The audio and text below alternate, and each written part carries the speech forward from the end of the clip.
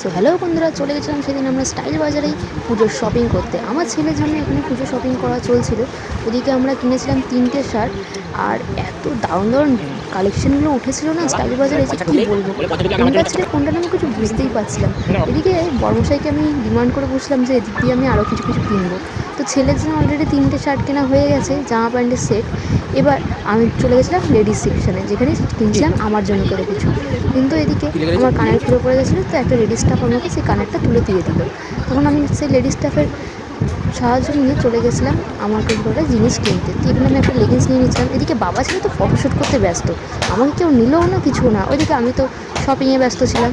তো এদিকে সেই লেডিস স্টাফটা আমাকে হেল্প করে যাচ্ছিলো, আর আমিও জিনিস দেখে যাচ্ছিলাম। আর সব কিছু তো ছিল 199 থেকে স্টার্ট ছিল। এদিকে লেগিংস, জ্যাগিংস আর প্লাজো ছিল, আরও অনেক কিছু ছিল।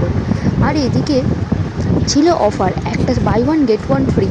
699-এ একটা ভালো চুড়িদারের পিস নিলে আর একটা চুড়িদার ফ্রি। তো সেই অফারটা আমি নিতাম, কিন্তু আর পছন্দ হলো না, কারণ অলরেডি আমার অনেক শপিং হয়ে গেছিলো। তারপর আমি চলে যাচ্ছিলাম ওদিকে আরও বিল করব, কিন্তু এখানে আমার প্যান্ট কিছুতেই পছন্দ হচ্ছিল না। হ্যাঁ, প্যান্ট দেখতে দেখতে হঠাৎ করে মনে পড়লো যে না, এখান থেকে একটা নিয়ে নিই, আপাতত বাড়ি যাই, অনেক রাত হচ্ছিলো। সব কিছু ছিল 60%, 30%, 50%, 40% ডিসকাউন্ট। এত দারুণ দারুণ আকর্ষণীয় অফার ছিল যে কিছু বলার থাকে না। এদিকে ভাবছিল যে না, ফটোশ্যুট শেষই হচ্ছে না, এদিকে আমারও শপিং শেষ হচ্ছিল না। তো লাস্ট পর্যন্ত একটা জিনিস আমি পছন্দ করে আমি নিয়ে নিলাম।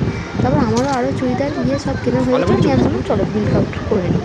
তো এইদিকে চলে যাচ্ছিলাম। আজকে দেখুন আপনাদের কটা কটা আমি ড্রেস দেখিয়ে দিচ্ছি। খুব সুন্দর সুন্দর বাচ্চাদের কালেকশনগুলো তো আরও